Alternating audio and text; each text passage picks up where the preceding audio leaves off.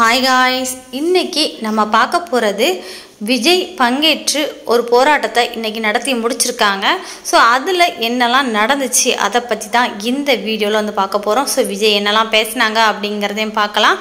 சிவகங்கை மாவட்டம் திருப்புவனம் கோவில் காவலாளி அஜித்குமார் காவல் விசாரணையில் உயிரிழந்த சம்பவத்திற்கு நீதி கேட்டும் தமிழகத்தில் அதிகரித்து வரும் காவல் மரணங்களை கண்டித்தும் தமிழக வெற்றி கழகம் சார்பில் சென்னை சேப்பாக்கத்தில் கவன ஈர்ப்பு ஆர்ப்பாட்டம் நடைபெற்று கட்சியின் பொதுச் செயலாளர் புஷ் ஆனந்த் தலைமையில் நடந்த இந்த ஆர்ப்பாட்டம் தவக தலைவர் விஜய் முதன்முறையாக நேரடியாக பங்கேற்று அரசுக்கு தனது கடும் எதிர்ப்பை பதிவு செஞ்சிருக்காங்க. இதில் விஜய் கருப்பு சட்டை அணிஞ்சிட்டு வந்திருக்காங்க. ஆர்ப்பாட்டத்தின் போது சாரி வேண்டாம் நீதி வேணும் அப்படிங்கிற முழக்கங்கள் எழுப்பப்பட்டிருக்கு. அஜித்குமார் உட்பட காவல் மரணங்களை உயிரிழந்தவர்கள் குடும்பங்களுக்கு இந்த ஆர்ப்பாட்டத்தில் கலந்து கொண்டு நீதிக்காக குரல் கொடுத்திருக்காங்க. விஜய் தனது உரையில் அஜித்குமார் குடும்பத்திற்கு முதல் நிவாரணம் வழங்கியது போல இதே போல உயிரிழந்த 24 இளைஞர்களின் குடும்பங்களுக்கும் நிவாரணம் வழங்கணும் அப்படிங்கிற கோரிக்கையும் விடுத்திருக்காங்க.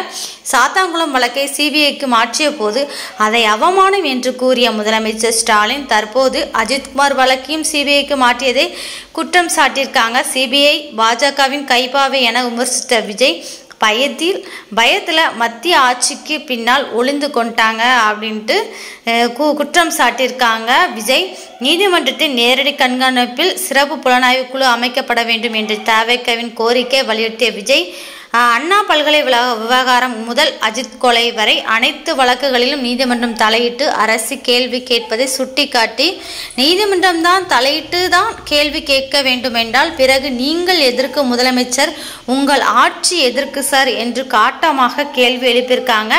மேலும் இந்த வெற்று விளம்பர மாடல் திமுக அரசு தற்போது சாரிமா திமுக அரசாக மாறியிருக்கு அப்படிங்கிற விமர்சனத்தையும் வைக்கிறாங்க. இப்படி இருக்கும் இந்த திறனற்ற அரசு அது செல்வதற்கு முன்னால் அதை சரி செய்ய வேண்டும், இல்லை என்றால் மக்களோடு மக்களாக நின்று உங்களை சரி செய்ய வைப்பேன் அப்படின்னு விஜய் எச்சரித்திருக்காங்க.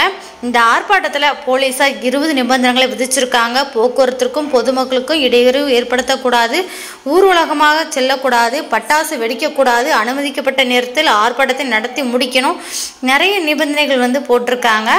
ஸோ அந்த ஆர்ப்பாட்டத்தை ஒட்டி தான் பலத்த போலீஸ் பாதுகாப்பு போடப்பட்டிருக்கு.